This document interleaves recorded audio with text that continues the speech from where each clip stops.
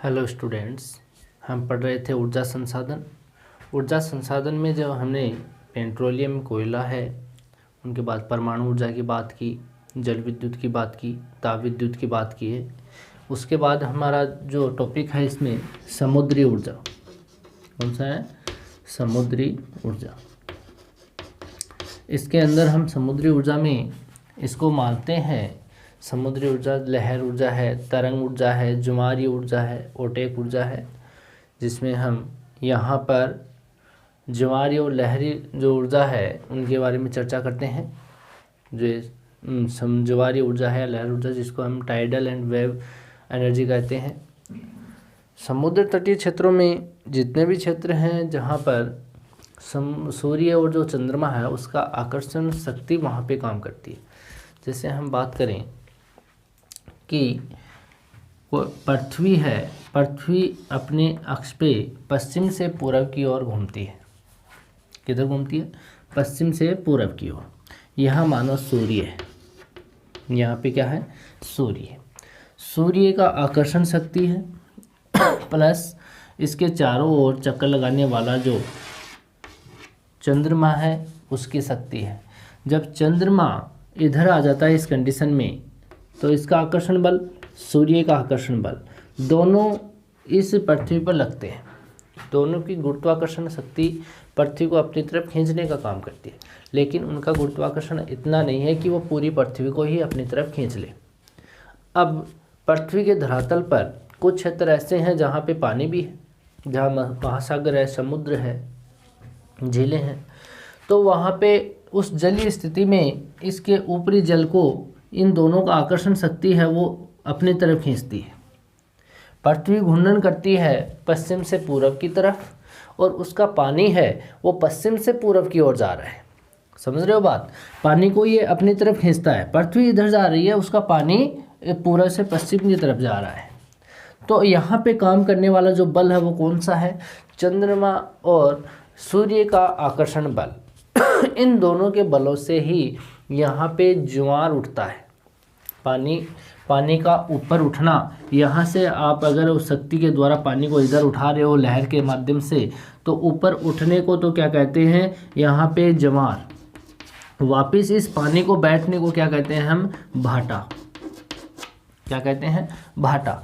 ज्वार, पानी का ऊपर उठना और वापस पानी का बैठना भाटा कहलाता है। और ये ऊंचाई यहाँ पे देखें तो 8 से 10 मीटर ऊंचाई इस लहर की दिशा होती है या ऊंचाई होती है, दूरी होती है इसकी। कितनी? 8 से 10 मीटर तक ऊपर तक यहाँ तक लहर उठ सकती है। कहाँ तक? 8 से 10 मीटर। अगर ये लहर, पानी की लहर ऊपर उठेगी, समुद्र में ये पानी की लहर ऊपर उठती है, तो यहाँ पर उठने के बाद में अगर यहाँ तटीय क्षेत्र पे टर्बाइन्स लगा दिए जाएं, तो यहाँ से ये पानी उठता हुआ होगा, तो यहाँ पर इस टर्बाइन से यहाँ पंखे लगे होते हैं, उन पंखों को यहाँ पे रोटेट करवाएगा, यहाँ पे उनको घुमाएगा। जब ये उठेगा तब भी ये पंखे घूमते हैं, जब ये भाटा की स्थिति में वापस पानी समुद्र में जाता है तब भी ये उठते हैं या घूमती है, टर्बाइन से घूमते हैं। यानी ज्वार आता है तब भी और भाटा आता है तब भी। दोनों कंडीशन में, ज्वार भाटा दोनों की कंडीशन में यहाँ पे बिजली बनती है, यहाँ पे टर्बाइन्स के माध्यम से, जिसको हम ज्वारीय ऊर्जा कहते हैं या लहर शक्ति कहते हैं। लहर है, पानी की लहर है जिसके द्वारा ये टर्बाइन्स घूमते रहते हैं। भारत में ऐसे क्षेत्र जहाँ पर इन तटीय क्षेत्रों में वहाँ इसकी संभावना ज़्यादा व्यक्त की गई है, वो क्षेत्र कौन कौन से हैं? एक तो है खंबात की खाड़ी वाला क्षेत्र। कौन सा है? खंबात की खाड़ी। ठीक है। और दूसरा क्षेत्र बात करें तो गंगा नदी का जो मुहाना है, जहाँ पर हुगली नदी है उसके डेल्टा में, जो गंगा नदी को भी हम मान सकते हैं। और एक कच्छ की जो खाड़ी है कच्छ की खाड़ी, वहाँ पर भी हम इसकी संभावना व्यक्त कर सकते हैं कि यहाँ पे ज्वारीय ऊर्जा से बिजली बनाई जा सकती है। भारत में जो तटीय क्षेत्र है वहाँ पे उत्पादन की संयुक्त राष्ट्र संघ है उनके साथ में यहाँ पे इस परियोजना संचालन के लिए योजना तैयार की जा रही है यूएनए के द्वारा। यूएनए के साथ में यहाँ भारत में जो तटीय क्षेत्र जितने भी हैं, जैसे मानो यहाँ हम भारत की बात करें तो भारत के इस कंडीशन में यहाँ पे अरब सागर वाला क्षेत्र है, यहाँ पे बंगाल की खाड़ी वाला क्षेत्र है, ठीक है। तो यहाँ पे ये कच्छ की खाड़ी और ये खंबात की खाड़ी है। तो यहाँ का पानी अगर लहर के द्वारा यहाँ उठ रहा है, इस तट से टकरा तो यहाँ पे ज्वार के रूप में ऊपर उठेगा और वापस जाएगा तो भाटा की स्थिति में नीचे वापस जाएगा। तो इस कंडीशन में यहाँ पे टर्बाइंस लगे हुए हैं, यहाँ कच्छ की खाड़ी में लगाए हुए हैं और यहाँ पर इस सुंदरबन के डेल्टा वाले क्षेत्र में यहाँ हुगली नदी है उसके मुहाने पर यहाँ पे लगे हुए हैं। तो भारत में ये जो तटीय क्षेत्र हैं, इन तटीय क्षेत्र में इस उत्पादन की संभावना के लिए यूएनओ जो है यूनाइटेड नेशनल ऑर्गेनाइजेशन है, यानी कि संयुक्त राष्ट्र संघ,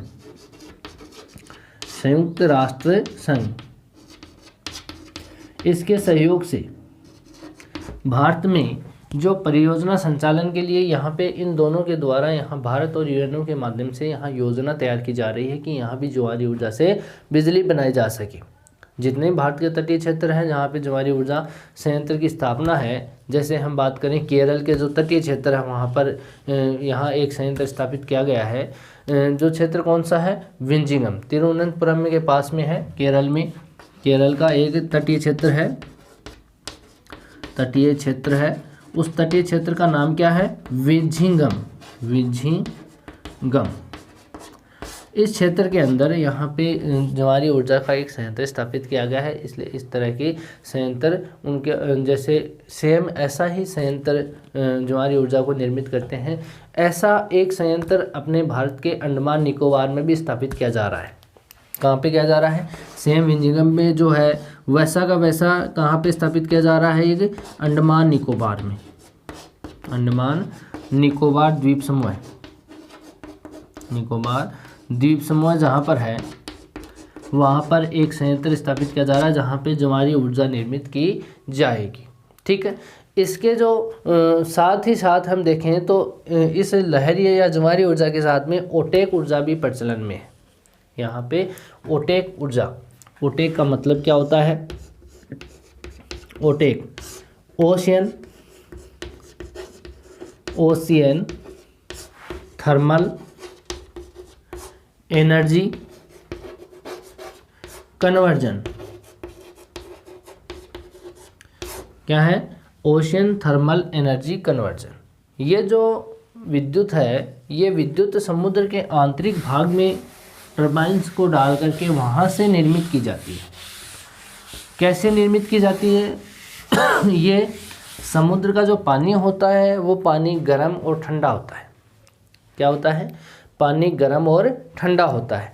तो ठंडा होता है तो यहाँ पे मानो जैसे ये समुद्री भाग है, ठीक है, यहाँ पर अगर ये पानी है पूरा, आप ध्यान से समझना इसको, गर्म पानी होता है वो हल्का होता है। क्या होता है? हल्का। अगर ठंडा पानी है तो वो पानी कैसा होगा? भारी। इतनी बात समझ में आ गई? आप भी घर पे देखते होंगे, गर्म पानी होगा वो हल्का होगा, वो ऊपर आएगा। कई बार आपके एग्जाम्पल के लिए हैं, आप सर्दियों में नहाते हो तो बाल्टी जो आपका जो बर्तन है, बाल्टी है, उस बर्तन में आप गर्म ठंडे पानी को मिलाते हो, ठीक है। पहले उसमें ठंडा पानी है, या यूँ कहें कि आप रोड लगाते हो, रोड से गर्म पानी करते हो तो रोड से पहले ऊपर का पानी गर्म होगा, नीचे का पानी क्या रहता है? ठंडा। नीचे का पानी क्या रहेगा?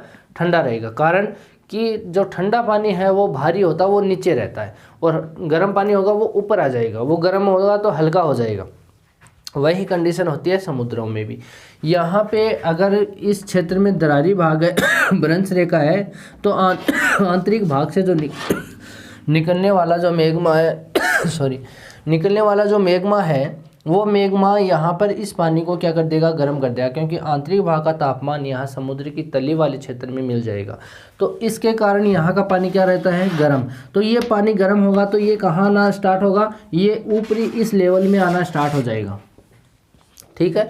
ठंडा पानी इसका स्थान ले लेगा, ये ऊपर चला जाएगा तो ठंडा पानी इसका स्थान लेगा, तो पानी में यहाँ संचलन की प्रवृत्ति पाई जाएगी, यहाँ स्थानांतरण की प्रवृत्ति पाई जाएगी। जब यहाँ पानी का स्थानांतरण होगा तो यहाँ पानी चलना स्टार्ट हो जाएगा, ये पानी चलेगा तो इस कंडीशन में यहाँ पे टर्बाइन्स को छोड़ दिए जाते हैं, जिसके कारण यहाँ पंखे घूमेंगे और इससे बनने वाली बिजली यहाँ पे इस तटीय क्षेत्रों में जो लोग रहते हैं उनको प्राप्त हो जाएगी, जो घरेलू और जो औद्योगिक क्षेत्रों में काम में लेते हैं।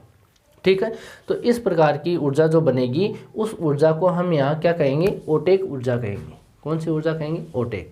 यहाँ अगर हम बात करें इस ओटेक ऊर्जा की तो एक केंद्र है तुतीकोरिन के पास में, तुतीकोरिन जो क्षेत्र है भारत का, उस तुतीकोरिन के पास क्षेत्र का नाम क्या है, तुतीकोरिन के पास में कौन सा क्षेत्र है, यहाँ पे कालशेखरपट्टनम या कुलशेखर मान लो, यहाँ पे इस क्षेत्र का नाम है कुलशेखरपट्टनम, यहाँ पर पट्टनम तुतीकोरिन के पास में है, कुलशेखरपट्टनम में भी स्थापित किया जा रहा है यहाँ पे इस ओटेक ऊर्जा से बिजली बनाने वाला संयंत्र। यहाँ भारत में कुछ तटीय क्षेत्र हैं जहाँ पे ज्वारीय ऊर्जा की संभावना पर्याप्त है, लेकिन यहाँ पे ज्वारीय ऊर्जा को ज़्यादा संभावना है, लेकिन क्यों नहीं कर रहे, क्योंकि यहाँ आर्थिक साधनों की क्या है, कमी है। ये बहुत बड़ी समस्या है भारत के लिए, यानी भारत में आर्थिक जो संसाधन है इस बिजली को बनाने वाले वो नहीं है। ठीक है, यहाँ पे हम गए तो भारत के अंदर जो तटीय क्षेत्र है जहाँ पे सुंदरबन का डेल्टा है, खंबात है और कच्छ की खाड़ी वाले क्षेत्र हैं जहाँ पे ज्वारीय जो लहरों से जो प्रतिदिन ऊर्जा 7 से 8 हज़ार ऊर्जा का उत्पादन हो सकता है, लेकिन ऐसी संभावना बताई जा रही है, होता नहीं है, हो सकता है, ऐसी संभावना व्यक्त की गई है इस भूविज्ञानियों के द्वारा कि भारत के अंदर जो सुंदरबन का डेल्टा है, कच्छ की खाड़ी है, खंबात की खाड़ी उन क्षेत्रों में प्रतिदिन 7 से 8 हज़ार बिजली बनाई जा सकती है। ठीक है, समुद्री ऊर्जा जो है वो समुद्री लहरों और समुद्री ताप यानी ओटेक प्रकार की बिजली जो तापमान के आधार पर यहाँ पे बनती है, लहरों से ज्वारीय ऊर्जा बनती है, तरंग और लहरों से सामूहिक रूप में ज्वारीय ऊर्जा जिसको हम कहते हैं, वो यहाँ पे इनके द्वारा ज्वार भाटा से प्राप्त की जा सकती है। ऊर्जा परिवर्तन या जैसे हम ऊर्जा को परिवर्तन कैसे करते हैं, यहाँ टर्बाइन्स लगा के हम करते हैं। ठीक है, यहाँ जो क्षेत्र हैं भारत में जो ज्वार भाटा की ऊर्जा के क्षेत्र हैं वहाँ पे मध्यावधि तौर पर विकसित किए जा रहे हैं उन क्षेत्रों को कि यहाँ पे क्यों ना यहाँ पे ज्वारीय ऊर्जा को ही लागू किया जाए ताकि यहाँ पे कम समय में और ज़्यादा ऊर्जा प्राप्त हो सके, कम पैसे खर्च हो। ठीक है, पश्चिम बंगाल जो क्षेत्र है, पश्चिम बंगाल का जो क्षेत्र है ऊर्जा विकास एजेंसी वहाँ पे एक बनी हुई है कोलकाता में, वहाँ पे सुंदरबन के जो दुर्गावती क्षेत्र है, सुंदरबन डेल्टा में दुर्गावती क्रीक है, वहाँ पर 2008-9 में 3.75 मेगावाट जो ज्वारीय परियोजना है उसको स्वीकार कर लिया था। यहाँ पे की गई है, यहाँ पे कहाँ पर जो क्षेत्र है पश्चिम बंगाल में सुंदरबन का डेल्टा है कोलकाता के पास में, उसके अंदर एक क्षेत्र है Durgavati creek, Durgavati creek. Creek का मतलब क्या होता है कि यहाँ पे जैसे ऐसा क्षेत्र, जैसे मानो ये वाला क्षेत्र है, इसको हम क्रीक बोलते हैं। क्या बोलते हैं, क्रीक बोलते हैं इसको। ठीक है, यहाँ क्रीक क्यों बोलते हैं इसको, क्योंकि यहाँ समुद्र का पानी आता है, वो समुद्र का पानी है वो इसके अंदर जाता है। ठीक है, ये पतला नाली नुमा रूप में या पतले खाड़ी नुमा रूप में ऐसे क्षेत्र होते हैं जहाँ पे पानी जल्दी से प्रवेश भी नहीं कर पाता है, अगर कर लेता है तो वापस नहीं निकल पाता है, तो इतना ही क्षेत्र होता है। तो ये क्रीक वाले क्षेत्र हैं। सुंदरबन डेल्टा के पास में दुर्गावती पश्चिम बंगाल का क्षेत्र है, दुर्गावती क्रीक, जहाँ पर 3.75 मेगावाट की, कितनी, 3.75 मेगावाट बिजली की परियोजना को स्वीकृति की गई है या स्वीकृत की गई है यहाँ पे बनाने के लिए। ठीक है, ज्वारीय ऊर्जा को, ये हो गई आपकी ज्वारीय ऊर्जा या ओटेक ऊर्जा, जहाँ पे भूतापीय तापमान के आधार पर और यहाँ लहरों के आधार पर इस बिजली को निर्मित किया जाता है समुद्री क्षेत्रों के अंदर। ठीक है, भारत में इसकी संभावना बहुत ज़्यादा है, लेकिन अभी तक की नहीं गई है क्योंकि आर्थिक साधनों की यहाँ पे क्या है, अभी भी कमी है। ये एक समस्या है भारत के लिए। ठीक है, दूसरी है भूतापीय ऊर्जा यानी जियोथर्मल पावर या एनर्जी।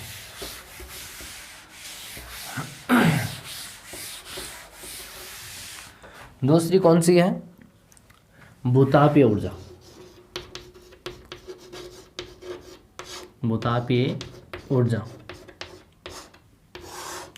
जियोथर्मल पावर, पृथ्वी का जो अंतर्जात बल होते हैं, अंतर्जात बल और एक बहिर्जात बल होते हैं। पृथ्वी के आंतरिक भाग में जो यानी पृथ्वी के अंदर जो बल लगते हैं उनको अंतर्जात बल कहते हैं। पृथ्वी के बाहर जो बल लगते हैं उनको बहिर्जात बल कहते हैं। तो इस अंतर्जात बलों के प्रभावी जितने भी क्षेत्र हैं उन्हें प्रत्यक्ष और अप्रत्यक्ष रूप में, हम प्रत्यक्ष रूप में भी कह सकते हैं, अप्रत्यक्ष रूप में भी कह सकते हैं कि मानव अधिवासियों के लिए ऊर्जा उपयोग में ली जाती है। वहाँ पर भूतापीय यानी अंतर्जात बल जहाँ पे कार्य करते हैं वहाँ पे ये जो मानव अधिवास बसे हुए हैं उनके लिए भूतापीय ऊर्जा को ही काम में लिया जाता है। ठीक है, यहाँ पे हम कहें तो पृथ्वी के आंतरिक क्षेत्र से निकलने वाली जो गर्म जल के स्रोत हैं, कौन से स्रोत है? गर्म जल।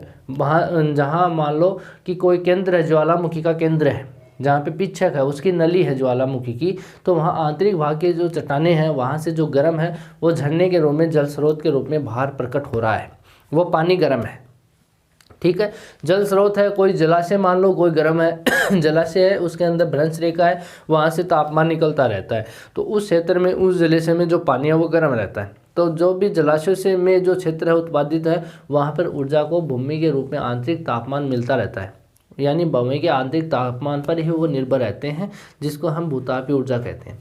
मानो दो बातें हैं, एक मान लो ये धरातल है, यहाँ पर ये नली है, उसका पीछे का ज्वालामुखी का, इससे जो तापमान के द्वारा यहाँ मान लो ये चट्टानी भाग है इस चट्टान में यहाँ पे पानी है क्या है? पानी। तो इस चट्टान के सारे वो पानी इस ज्वालामुखी की नली में आ जाएगा और यहाँ से जो प्रेशर लगता है इस तापमान का, यहाँ पे इस जो गैस या आवरण का प्रेशर लगता है उसके माध्यम से ये पानी बाहर आ जाता है फव्वार के रूप में। ठीक है, तो यहाँ आएगा तो ये गर्म पानी होगा, तो गर्म यानी इसके जो तापमान है, इसके अंदर जो भाप है इस पानी के अंदर, उस भाप से यहाँ पे घरों में और औद्योगिक क्षेत्रों में बिजली को काम में ले लिया जाता है। प्रत्यक्ष रूप में कैसे काम में लेते हैं? गर्म जल जो भी निकलता है, जो कुंड है, गर्म जल है, उसके झरने हैं, उसको प्रत्यक्ष प्रयोग करके यानी कि इसके तापमान को, उसके टेम्परेचर को प्रत्यक्ष रूप से घरेलू कार्यों में काम में लेते हैं। विकसित जितने भी राष्ट्र हैं, पृथ्वी के गर्म प्रभाव के कारण उसके आंतरिक गर्म चट्टानें हैं, वहाँ से उपयोग करके, चट्टानी परतों का उपयोग करके भी टरबाइनों के माध्यम से बिजली बनाते हैं। जैसे मानो यहाँ पे कोई चट्टानी आवरण है, इसके अंदर जैसे मानो ये चट्टानी आवरण है, इसके अंदर टेम्परेचर ज़्यादा है, तो यहाँ पाइप के माध्यम से इसको ड्रिलिंग करके यहाँ पाइप गड़ा दिया जाता है। उस पाइप के माध्यम से जो भी भाप आएगी उसके द्वारा टरबाइन्स लगा करके और बिजली बन जाती है। ठीक है, भूतापीय ऊर्जा के रूप में अगर भारत में बात करें तो प्रायोगिक तौर पर यानी प्रैक्टिकली रूप में यहाँ पे एक लेह लद्दाख में एक ऊर्जा का जो संयंत्र है उसको बनाया गया है।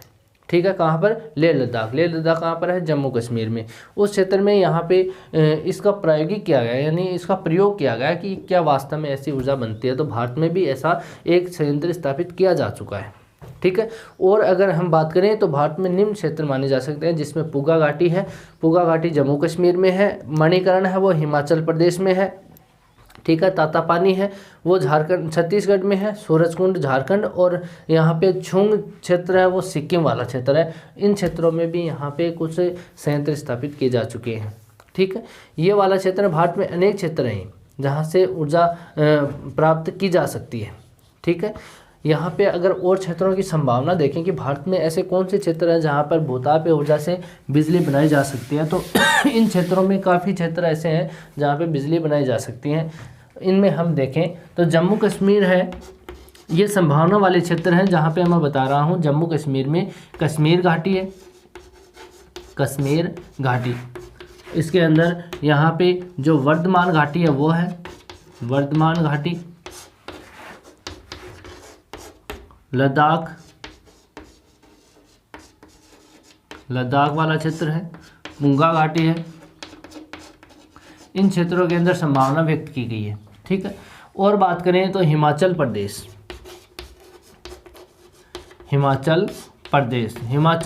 के अंदर क्षेत्र है कुवल,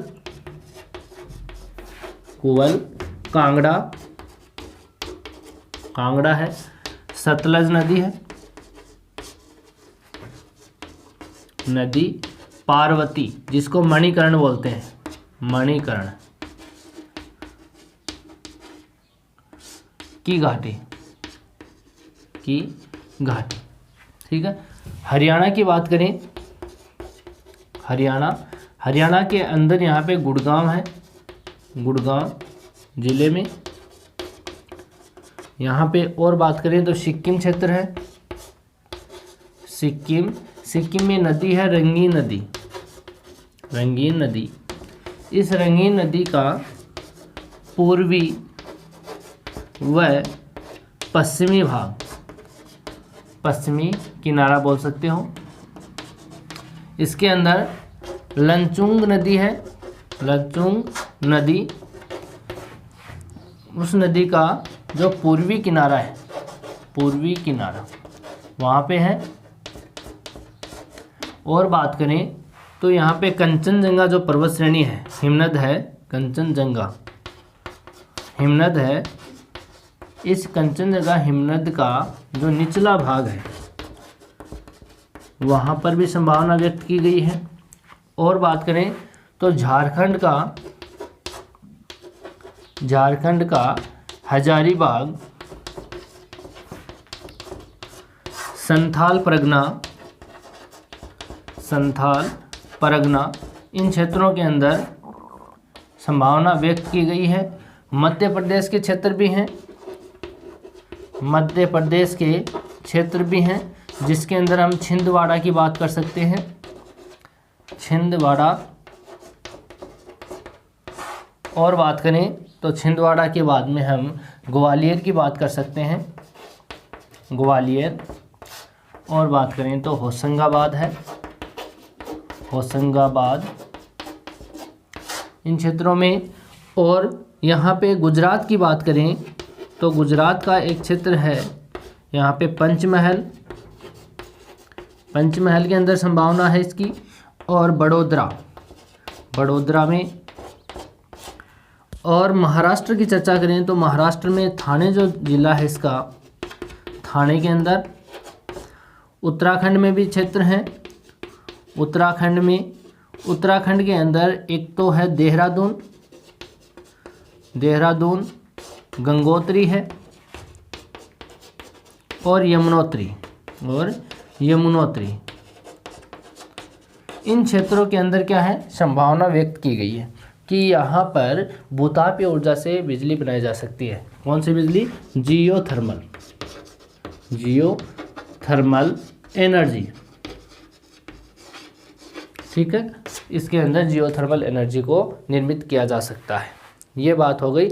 अब हम बात करते हैं कि जहाँ पर ये व्यक्त करते हैं, लेकिन देश के अब तक 340 ऐसे स्थान हैं। देश में कितने स्थान हैं? 340, जहाँ पे भूतापीय ऊर्जा गर्म जो झरने हैं उनकी खोज की जा चुकी है, जहाँ से ऊर्जा प्राप्त की जाएगी या जा सकती है। ठीक है, तो यहाँ पे 340 ऐसे स्थान खोज लिए जहाँ पे गर्म जल के झरने निकल रहे हैं। झरने कहाँ से निकलते हैं? जैसे ये चट्टानी भाग है, ठीक है, इस चट्टानी भाग में कई परतें हैं। यहाँ से पानी रिस करके और एक चट्टान ऐसी आती है जो पानी को नीचे नहीं जाने देती। ठीक है, यहाँ से इसको जगह मिल जाती है पानी को निकलने की। तो यहाँ पर इस चट्टान के इस क्षेत्र से एक धारा के रूप में पानी बाहर निकलता है, आंतरिक चट्टानों से बाहर निकलेगा तो ये पानी इस पर्वतीय क्षेत्रों से नीचे गिरेगा। तो ये एक धार के रूप में या एक नाली के रूप में गिरता है, तो इसको हम झरना बोलते हैं। क्या बोलते हैं यहाँ पे? झरना। तो ये गर्म होगा क्योंकि ये आंतरिक चट्टानों का पानी है, आंतरिक भाग में गर्म हो गया और वो गर्म पानी निकल रहा है। तो यहाँ पर इस झरने से क्या बनती है? यहाँ पे बिजली बनाई जा सकती है, भूतापीय ऊर्जा निर्मित की जा सकती है। यानी पृथ्वी का जो तापमान है उससे हमें ऊर्जा या बिजली मिलती है, तो इसको हम भूतापीय ऊर्जा कहते हैं, जियोथर्मल बोलते हैं। ठीक है, आज के लिए इतना ही। नेक्स्ट बात करेंगे नेक्स्ट वीडियो में। Thank you.